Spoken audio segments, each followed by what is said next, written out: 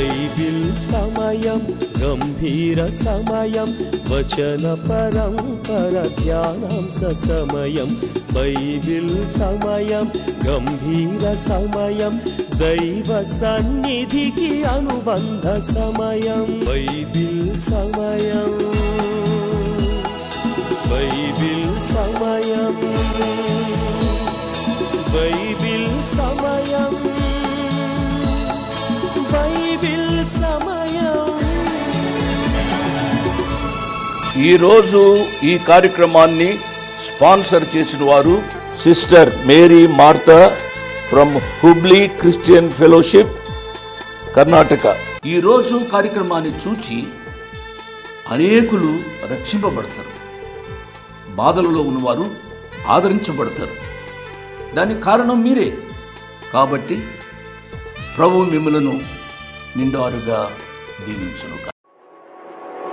హోషేయ గ్రంథ ధ్యానాలు. హోషేయ ప్రేమించే భర్త.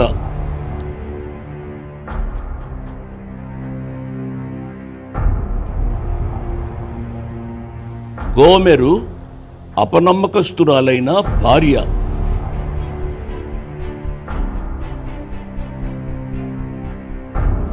దేవుడు తన ప్రజల పట్ల ఆశ్చర్యకరమైన నిరంతర ప్రేమను చిత్రీకరించే హోషేయ గ్రంథ ధ్యానాలు విందాం.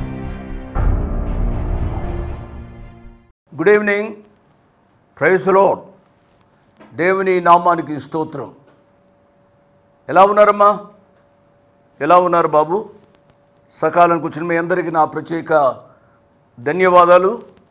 ఈరోజు ఒక నూతన గ్రంథాన్ని మనం ప్రారంభిస్తున్నాం. ఆ గ్రంథము హోషేయ గ్రంథం. పరిశుద్ధ గ్రంథమైన బైబిల్లో హోషేయ గ్రంథం 28వ పుస్తకం. సొలొమోను రాజు తరువాత ఇశ్రాయేలు రాజ్యం 2 భాగాలుగా విడిపోయింది. ఉత్తర రాజ్యం, దక్షిణ రాజ్యంగా విడిపోయింది. హోషేయ భక్తుడు, ప్రవక్త ఉత్తర రాజ్యంలో అనగా ఇశ్రాయేలు రాజ్యంలో ఉండేవాడు. ఇశ్రాయేలు గొప్ప అభివృద్ధితో తులదూగుతున్న దినాలు అవి. అయినప్పటికీ చాలా కాలం క్రితం బేతెలు, దాను పట్టణాల్లో నిలబెట్టిన వారి బంగారు దూడ పూజా కేంద్రాలు ప్రజలను దేవుడి నుంచి దూరం చేశాయి. విగ్రహారాధన చేస్తూ వచ్చారు. కాలం గడుస్తున్న కొద్దీ అవినీతికరమైన బయలు, అష్తారోతు అనే దేవతల ఆరాధనలు వారి సంస్కృతి అంతటా వ్యాపించింది.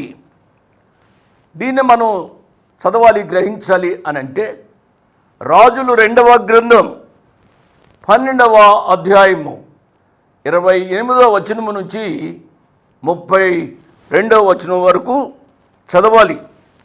హోషేయ గ్రంథం 10వ అధ్యాయము 5వ వచనము నుంచి 8వ వచనం వరకు మనము చదివితే అర్థమవుతుంది. హోషేయ యొక్క జన్మస్థలం మనకు తెలియదు, కానీ అతడు యూదా రాజ్యంలో కాక ఇశ్రాయేలు ప్రాంతంలోనే అతడు నివసించాడు. దీన్ని ఎలా చెప్పగలుగుతాము అని అంటే అదే హోషేయ గ్రంథం 7వ అధ్యాయము 5వ వచనంలో మనము చూస్తాం. హోషేయ తండ్రి పేరు బెయీరి. ప్రియులరా, బహుశా క్రీస్తు పూర్వం 8వ శతాబ్దంలో ఈ గ్రంథము వ్రాయబడినట్లుగా మనం చూస్తాం. దీని గ్రంథకర్త కూడా హోషేయ అని మనకు అర్థమవుతుంది. దీని యొక్క ముఖ్యాంశం ఏమిటి అనగా విమోచన ప్రేమ. హోషేయ సందేశంలో అద్వితీయమైన విషయం ఏమంటే తన భార్య గోమెరు గోమెరు యొక్క అపనమ్మకత్వాన్ని బట్టి ఎంతో విచారం, వేదన అనుభవించడం, మరలా ఆమె పట్ల అతని ప్రేమ, క్షమాగుణం, ప్రజల పట్ల దేవుని ప్రేమకు తార్కాణమని ఈ యొక్క గ్రంథంలో మనము తెలుసుకుంటాం. ప్రియులరా, దీని యొక్క మూలవాక్యం ఏమిటి అనగా హోషేయ గ్రంథం 4వ అధ్యాయం 1వ వచనం. ఇశ్రాయేలీయులారా, యెహోవా మాట ఆలకించుడి, సత్యమును కనికరమును దేవుని గూర్చిన జ్ఞానమును దేశమందు లేకపోవడం చూచి యెహోవా దేశ నివాసులతో వ్యాజ్యమాడుచున్నాడు. 4వ అధ్యాయము 1వ వచనం. అదే హోషేయ గ్రంథం 11వ అధ్యాయము 7వ వచనం నుంచి 9వ వచనం వరకు ఇది కూడా మూలవాక్యం. నన్ను విసర్జించవలనని నా జనులు తీర్మానము చేసుకుని ఉన్నారు. మహోన్నతుని తట్టు చూడవలని ప్రవక్తలు పిలిచినను చూచుటకు ఎవడును యత్నము చేయడు. ఎఫ్రాయిము, నేను నిన్ను ఎట్లు విడిచిపెట్టుదును? మిమ్మను దహించునంతగా నేను కోపపడను. నా పిల్లరా, నేను ఉపోద్ఘాతాన్ని చేస్తున్నాను. అసలు వచనం వెంబడి వచ్చిన ధ్యానాల్లో ఈ హోషేయ గ్రంథంలో చాలా సత్యాలు మనము నేర్చుకుంటాం. ఇక హోషేయ గ్రంథంలో ముఖ్య అధ్యాయము 4వ అధ్యాయము మనం గ్రహించాలి. ఈ హోషేయ గ్రంథంలో యేసు ప్రభువారు అంతర్గతంగా మనకు కనబడతారు. వ్యభిచారి అయిన అయోగ్యమైన భార్య పట్ల హోషేయకు ఉన్న ప్రేమ. ప్రియులరా, దీన్ని మనము సాదృశ్యంగా మనం తీసుకుంటే, మనము పాపులమై ఉండగా, అయోగ్యులమై ఉండగా, దేవునికి దూరస్తులమై ఉండగా క్రీస్తు మనను ప్రేమించడం మాత్రమే కాక కల్వరి శిల్వలో మన కొరకు ఆయన ప్రాణాన్ని పెట్టాడు. మరణపు సిగ్గును ఆయన చంపి ఆయనకున్నదంతా మనకు ఆయన అనుగ్రహించాడు. ఆయన ప్రేమకు ఏమి చెల్లించి ఆయన రుణాన్ని మనము తీర్చుకోగలం. ప్రియులరా, నీవు నిత్యము నాకునున్నట్లుగా నేను నిన్ను ప్రదానము చేసుకుందును అన్న మాట రక్షింపబడిన విశ్వాసులకు చెందింది. ఇశ్రాయేలు బాలుడై ఉండగా నేను అతని ఎడల ప్రేమ కలిగి నా కుమారుని ఐగుప్తు దేశములో నుంచి నేను పిలిచితిని. హోషేయ గ్రంథం 11వ అధ్యాయము 1వ వచనం. పిల్లరా, ఈ యొక్క పుస్తకాన్ని గొప్ప భక్తుడు, నేను చాలా పుస్తకాలు ఆ భక్తుని నేను చదివాను. ఆ భక్తుడు అంటే చాలా నాకు ఇష్టం. ఆయన పేరు క్యాంబెల్ మోర్గన్. ఆయన అన్నమాట ఏమిటి అనగా, యెహోవా ఆజ్ఞ ప్రకారముగా జారిని అయినా వ్యభిచారి అయినా తన భార్యను ప్రేమించి ఆమెను స్వీకరించవలసిందిగా దయాపూర్వకమైన దివ్య సత్యము అతడికి బోధించింది. అతడు విధేయుడై మృదువైన దైవ సహవాసములో చేరగలిగాడు అనే మాట క్యాంబెల్ మోర్గన్ గారు ఆయన వ్రాశారు. హోషేయ గ్రంథాన్ని ఈ రీతిగా వివరించవచ్చు. నంబర్ 1, భార్య భర్తల సంబంధం. నంబర్ 1, 1వ అధ్యాయము 2వ వచనం. ప్రభువుకు ప్రజలకు ఉండవలసిన సంబంధం. నెంబర్ 2, 1వ అధ్యాయం 2వ వచనంలోనే ఈ సంగతి నేను వివరిస్తాను. రెండవది, భార్య భర్తలకు విడిపోయిన సంబంధం. దేవునికి తను ప్రేమించిన ఇశ్రాయేలు ప్రజలకు ఉండవలసిన సంబంధము విడిపోయింది. రెండవది, విడిపోయిన సంబంధం కృతజ్ఞత లేకపోవడం, వారిలో విగ్రహారాధన, వారిలో అవిశ్వాసము, నాలుగవది వారిలో అన్యాయము పెచ్చు పెరిగిపోయింది. మూడవ భాగం ఏమిటి అనగా మరలా బలపడిన సంబంధం. మొట్టమొదటిది అర్థవంతమైన సంబంధం, భార్యాభర్తల సంబంధం. రెండవది విడిపోయిన సంబంధం. మూడవది బలపడిన సంబంధం. అవిశ్వాసము శిక్షను తెస్తుంది. మూడవ మెయిన్ హెడ్డింగ్లో సబ్ హెడ్డింగ్స్ చెబుతున్నాను. రెండవ సబ్ హెడ్డింగ్ ఏమిటి అనగా శిక్ష దేవుని కృపను బలపరుస్తుంది. దేవుని నామానికి స్తోత్రం. ఆయా సమయాల్లో మనము శిక్షించబడుతున్నాము అని ఎంతో విచారపడుతూ ఉంటాం. ఆ జబ్బు నాకెందుకు వచ్చింది, ఈ కఠినమైన పరీక్ష నాకెందుకు వచ్చింది, ఈ గాఢాంధకారపు లోయగుండా నేనెందుకు వెళ్ళాలి, నేను ప్రభువు కొరకు జీవిస్తున్నాను, ప్రభువులో జీవిస్తున్నాను, ప్రభువు కొరకు ఎంతో కష్టపడుతున్నాను, నాకెందుకు ఈ అనారోగ్యం, నాకెందుకు ఈ చింత అని చాలామంది సణుక్కుంటూ ఉంటారు.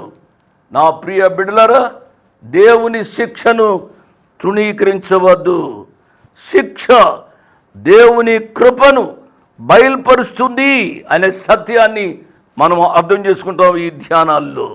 మూడవది కృప సమాధానానికి వీలు కల్పిస్తుంది. మనము దేవుని యొక్క కృపను అనుభవించడం ద్వారా దేవుని యొక్క సమాధానము మనలో ఏలుబడి చేస్తుంది. దేవుని నామానికి స్తోత్రం. కృపా సమాధానాలు ఆ సిలువలో కలుసుకున్నాయి. ఆయన కృప ద్వారా రక్షించబడ్డాం. రక్షించబడిన వారిలో ఆయన సమాధానము ఏలుబడి చేస్తుంది అనే విషయాన్ని నేను జ్ఞాపకం చేస్తున్నాను. హోషేయ గ్రంథంలో ఎక్కువగా భార్యాభర్తల యొక్క సంబంధాన్ని మనం చూస్తాం. నా ప్రియ బిడ్డలారా, వివాహము అనేది 100 ఏళ్ల పంట అని అంటూ ఉంటారు. నేను అప్పుడప్పుడు పెళ్లి ప్రసంగాలు చేయవలసి వచ్చినప్పుడు పెళ్లి ప్రసంగాల్లో నేను చెబుతూ ఉంటాను, వివాహము అనగా వివాహము, విడివిడిగా ఉన్నవారు, వా అనగా వాక్యముతో. ఆది యందు వాక్యముండెను, వాక్యము దేవుని ఎదుడెను, వాక్యము దేవుడైండెను. విడివిడిగా ఉన్నవారిని వాక్యముతో, హ అనగా హత్తుకొనున్నట్లుగా, ము అనగా ముడివేయుట. విడివిడిగా ఉన్న ఇద్దరిని దేవునితో హత్తుకొనున్నట్లుగా ముడివేసేదే వివాహ బాంధవ్యం. వివాహము అన్ని విషయాలలో ఘనమనేది అని హెబ్రీ పత్రిక గ్రంథకర్త చెప్పాడు. వివాహాన్ని ఆషామాషిగా తీసుకునవద్దు అని ప్రభు పక్షిగా నేను మనవి చేస్తున్నాను. వివాహం చేసుకోబోయే యవనస్తులకు, వివాహ వయసు వచ్చిన యవనస్తులకు ఒక తండ్రిగా లేక ఒక తాతగా నేను చెప్పేది ఏమిటనగా, వివాహానికి ముందుగా ప్రేమ కార్యకలాపాలు జరపవద్దు. చాలామంది యవనస్తుల యొక్క జీవితాన్ని నేను చూస్తూ ఉంటాను. వివాహానికి ముందుగా ప్రేమించుకుంటారు, వివాహమైన తరువాత వారి ప్రేమ తగ్గిపోతుంది. వివాహానికి ముందుగానే వాడు పబ్బులకు వెళ్తాడు, క్లబ్బులకు వెళ్తాడు ఆమెను తీసుకొని. వివాహం అయిన తర్వాత ఇంకెక్కడికి తీసుకెళ్తాడు? ముందే అన్నీ అనుభవించేశాడు. తర్వాత అతడు అనుభవించవలసింది చాలా తక్కువగా ఉంటుంది. వివాహము దేవుని యొక్క ఇన్స్టిట్యూషన్, దేవుడు ఏర్పాటు చేసింది. నరుడు ఒంటరిగా ఉండటం మంచిది కాదు అని యోచించిన దేవుడు నరుని యొక్క ప్రక్కలోంచి ఒక ఎముకను తీసి, తలలోంచి కాదు, కాళ్ళలోంచి కాదు, మధ్య నాభిలోంచి కాదు, ప్రక్కలో నుంచి ఒక ఎముకను తీసి ఆ ఎముక ద్వారా నారిని చేశాడు ఆ దేవుడు. నారిని చేసిన తదుపరి ఆ నారిని ఆ మానవునికి, పురుషునికి అప్పగించాడు. పురుషునికి అప్పగించిన తరువాత దేవుని యొక్క వాక్యంలో వ్రాయబడిన మాట ఏమిటనగా, వారిని ఏకముగా చేశాడు అనే సత్యాన్ని మనము గమనించాలి. చూడండి 25వ వచనం, ఆదికాండం 2వ అధ్యాయము. అప్పుడు ఆదామును అతని భార్యయు వారిద్దరూ దిగంబరులైండురి, అయితే వారు సిగ్గు ఎరుగక ఉండిరి. 24వ వచనం కూడా చదువుతున్నాను. పురుషుడు తన తండ్రిని తన తల్లిని విడిచి తన భార్యను హత్తుకొను, వారు ఏక శరీరమైందురు. దేవుని నామానికి స్తోత్రం. మానవునికి జీవితంలో మర్మమైనది, మానవుని యొక్క మేధస్సుకు అందనిది ఏమిటనగా 2 శరీరాలు ఏక శరీరముగా చేశాడు దేవుడు. భార్య భర్తల యొక్క జీవితంలో ఒక ఉన్నతమైన అనుభవం. అందుకనే ఒక భక్తుడు అన్నాడు, మ్యారేజ్ ఈజ్ ఎ మిస్టరీ. వివాహము మర్మయుక్తమైనది. అందుకనే పౌలు భక్తుడు ఈ రీతిగా అన్నాడు. ఏమిటి అనగా చూడండి, ఎఫెసీయులకు రాసిన పత్రిక పౌలు గారు 5వ అధ్యాయంలో ఈ రీతిగా రాయబడింది. పురుషుడు తన తండ్రిని తల్లిని విడిచి తన భార్యను హత్తుకొనును, వారిద్దరూ ఏక శరీరముగా ఉండురు. ఈ మర్మము గొప్పది. ఇది మర్మయుక్తమైన వివాహము, గొప్పదైన వివాహం, అన్ని విషయాలలో ఘనమైనది, పానుపు నిష్కళంకమైనది. వాక్యం వింటున్న నా ప్రియ యవ్వన బిడలారా, వివాహ వ్యవస్థ ఎంత గొప్పదో మీరు గ్రహించాలని ప్రభు పేరిట నేను జ్ఞాపకం చేస్తున్నాను. హోషియా భక్తుడు తన పుస్తక ప్రారంభంలోనే ఈ యొక్క వివాహ వ్యవస్థను గూర్చి ఆయన ప్రస్తావించాడు. మానవుడు, పురుషుడు కానివ్వండి స్త్రీ కానివ్వండి, వారు శారీరక సుఖాన్ని అనుభవించాలి అని అంటే వివాహం ద్వారానే వారి యొక్క శారీరక సుఖమును అనుభవించగలరు. వివాహం కాకుండా అనగా వివాహేతర సంబంధం కలిగి శరీర సుఖాన్ని సంబంధాన్ని వారు అనుభవించినప్పటికీ కూడా అది ఘోరమైన పాపానికి నడిపిస్తుంది అనే సత్యాన్ని నేను జ్ఞాపకం చేస్తున్నాను. చాలా విచారకరమైన సంగతి. ఈ మధ్య ఒక తల్లి నాతో చెబుతుంది, నాయనా మా పాప ఎంటెక్ చదువుతుంది. ఎంటెక్ చదువుతూ ఉంటే ఆ పాపను బస్సులో ఎందుకు పంపించాలి, రైల్లో ఎందుకు పంపించాలి, లేక ఆ రీతిగా ఈ రీతిగా పంపించేదానికంటే నా కూతురు ఎంటెక్ చదువుతుంది కాబట్టి ఆటో రిక్షాలో పంపించాలి సుఖంగా అని చెప్పి ఆ తల్లిదండ్రులు ఆ అమ్మాయిని ఎంతగానో ప్రేమించారు. ఎంటెక్ ఆమె ముగించింది, ఆమెకి పెళ్లి చేయాలని తల్లిదండ్రులు ఆలోచించారు. ఆలోచించి ఆ పాపతో మాట్లాడుతుంటే పాప ఆ సంబంధం వచ్చింది, ఈ సంబంధం వచ్చింది. ఆయన పెద్ద ఫ్యాక్టరీలో ఇంజనీర్గా పనిచేస్తున్నాడు, గవర్నమెంట్లో ఆయన ఇంజనీర్గా పనిచేస్తున్నాడు, ఆయన కూడా ఎంటెక్ చదువుకున్నాడు అని అంటే ఆ పాప అందట నాకు వీళ్ళెవ్వరూ అక్కర్లేదు, ఫలానా పేరు కలిగిన అబ్బాయి నాకు కావాలి. అరే ఫలానా పేరు కలిగిన అబ్బాయి, వాడు నిన్ను ఆటోలో దింపవాడే, ఆటో రిక్షా వానితో నీకు పెళ్లి కావాల్సిందే అని అంటే అవును, ఆటో రిక్షా వానితో నాకు పెళ్లి కావాలి. వివాహం యొక్క ఔన్నత్యత ఎరగని అమ్మాయిలు, ఎరగని అబ్బాయిలు క్షణిక శరీర సుఖాన్ని వారు చూచుకుంటున్నారు. కానీ వారి యొక్క విలువ ఎంత గొప్పదో ఈ దినాల్లో పడుచు బిడ్డలు తెలుసుకోవడం లేదు అనే విషయాన్ని జ్ఞాపకం చేస్తున్నాను. హోషియా గ్రంథ ధ్యానాల ద్వారా ఈ సత్యాలు అనేకాలు మనం తెలుసుకుంటాము అనే విషయాన్ని నేను జ్ఞాపకం చేస్తున్నాను. భార్య భర్తల యొక్క వివాహ సంబంధం ప్రభువుకు ప్రజలతో ఉన్న సంబంధాన్ని గుర్తు చేస్తుంది. దేవుడు తన స్వరక్తం ఇచ్చి సంపాదించింది సంఘము ఆయనకు భార్యగా, ఆ ప్రియ ప్రభుకున్న సంబంధం, భార్యాభర్తల యొక్క సంబంధం ఉన్నతమైన సంబంధం అనే సత్యాన్ని వాక్యం వింటున్న నా ప్రియ బిడ్డలు గ్రహించాలి. మీరు కుటుంబ వ్యవస్థలోనికి వస్తున్న నా ప్రియ యవ్వన బిడ్డలారా, ఈ వివాహం యొక్క ఔన్నత్యత హోషేయ గ్రంథం ద్వారా మీరు తెలుసుకునబోతున్నారు.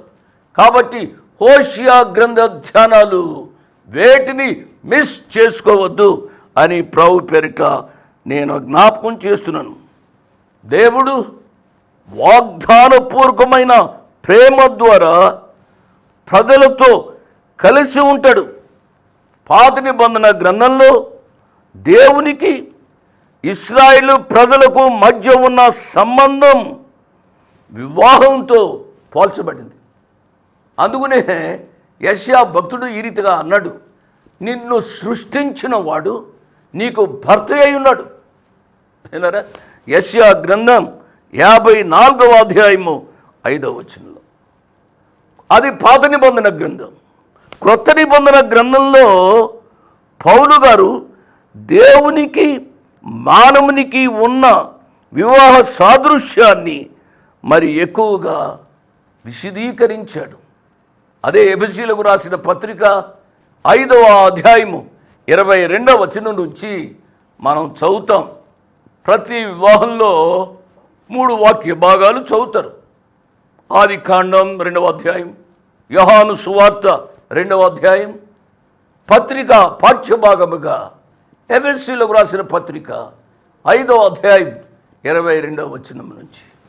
నా ప్రియులారా, ఈ ఉత్కృష్టమైన వివాహాన్ని మీరు యవనస్తులుగా అండర్ ఎస్టిమేట్ చేయవద్దు అని ప్రభు పేరిట నేను జ్ఞాపకం చేస్తున్నాను. దేవుడు మహా రోషం కలిగిన వాడు. ఈ మాటను మర్చిపోవద్దు. నిర్గమాకాండం 20వ అధ్యాయము 22వ వచనం నుంచి మనం చదివితే మనకు అర్థమవుతుంది.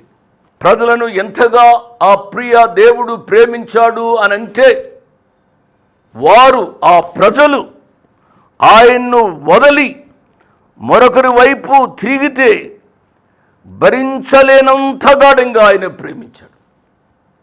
అర్థమైంది కదూ? అదే సత్యాన్ని హోషేయ గ్రంథం ద్వారా మనం చూస్తాం. హోషేయ ఆయన ఒక జారిణీ స్త్రీ అయిన గోమెరును వివాహం చేసుకోమంటాడు దేవుడు. ఆమెను చేసుకోవడం ఎంత సాధ్యం మీరు ఆలోచించండి. నేను చేసుకోబోయే అమ్మాయి ఇంకొకరితో తిరుగుతుంది అని నాకు తెలిసింది అని అంటే, ఆ అమ్మాయిని నేను పెళ్లి చేసుకోగలుగుతున్నా? నా ప్రియులరా, ఈ గొప్ప సత్యాన్ని తెలియపరిచి హోషేయ గ్రంథాన్ని ధ్యానం చేయబోతున్నాం. నేను వచ్చిన వెంబడి వచ్చినాన్ని నేను ధ్యానం చేస్తాను. నా ప్రియ బిడ్డలారా, నాకు చాలా అనారోగ్యంగా ఉంది. నేను హార్ట్ చెకప్కు వెళ్ళాను. డాక్టర్స్ కొంత అనుమానం వెళ్ళబుచ్చారు. కాబట్టి నేను ఇంకా పరీక్షలు చేయించుకోవాలి.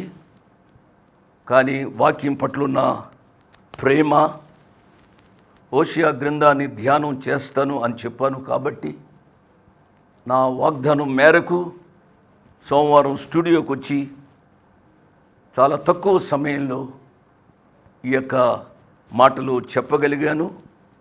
దయతో నా కొరకు ప్రార్థన చేయండి.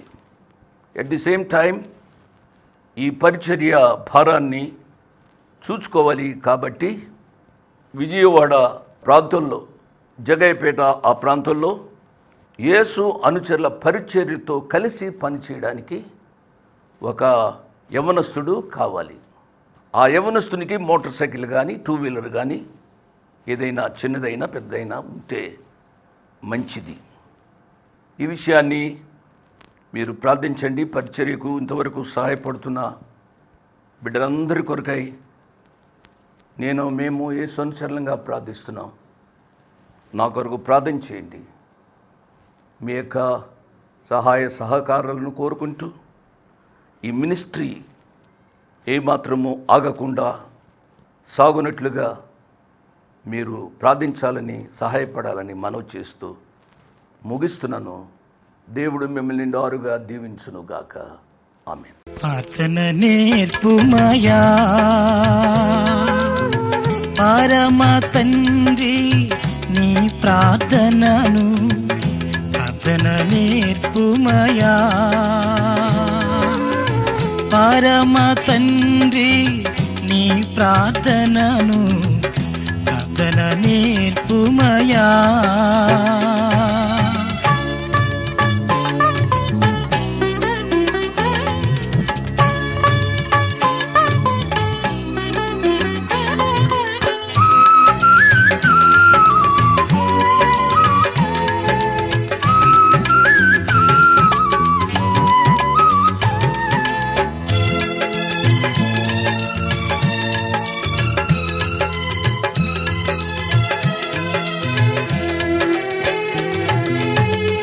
గెత్సేమనే తోటలో నీ ప్రార్థన శిష్యులకు నేర్పినావు,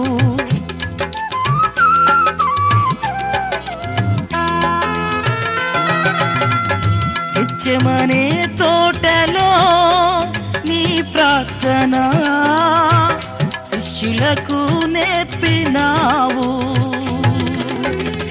నేర్పిన ప్రార్థనే మాకు జీవాధారము,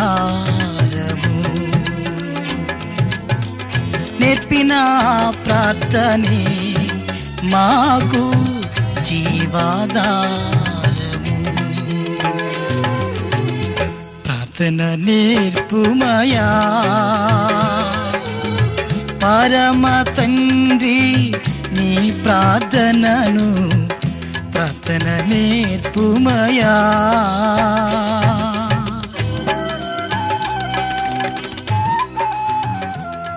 ఇంతవరకు వాక్యాన్ని విన్నందుకు మీకు నా హృదయపూర్వక వందనాలు. ఒక ప్రత్యేకమైన మనవి చేయడానికి మరొకసారి మీ ముందుకు వస్తున్నాను. అదేమిటనగా, ఈ కార్యక్రమాన్ని నిర్వహించడానికి నేను ఎంతో ధైర్యం చేశాను అనే విషయాన్ని జ్ఞాపకం చేస్తున్నాను. డబ్బుండి కార్యక్రమాన్ని ప్రారంభించలేదు. నన్ను రక్షించి ఇంతవరకు పిలిచిన ప్రభు ఉన్నారు అని, తదుపరి విశ్వాసులైన మీరు ఉన్నారు అనే ధైర్యంతో ఈ కార్యక్రమాన్ని కొనసాగిస్తున్నా. కాబట్టి ఈ కార్యక్రమానికి అయ్యే ఖర్చులో కొంత భాగమైన మీరు భరించాలని మనవి చేస్తున్నాను. ఒకరోజు కార్యక్రమానికి ఎంత ఖర్చు అవుతుందో ఆ విషయాలు మీరు తెలుసుకోవాలంటే దయతో నాకు ఫోన్ చేసి కానీ ఆఫీసుకు ఉత్తరం రాసి కానీ తెలుసుకుని సహాయపడమని ఒక తండ్రిగా, దైవదాసునిగా, అంకులుగా మీకు మనవి చేస్తున్నాను. My address 1-1-214/2, flat number 505506. 1-1-214/2, flat number 505506. Prithvi Apartments Extension, Vivek Nagar, Chikkarpalli, Hyderabad 20. దేవుడు మిమ్మల్ని నిండారుగా దీవించునుగాక. ఆమేన్.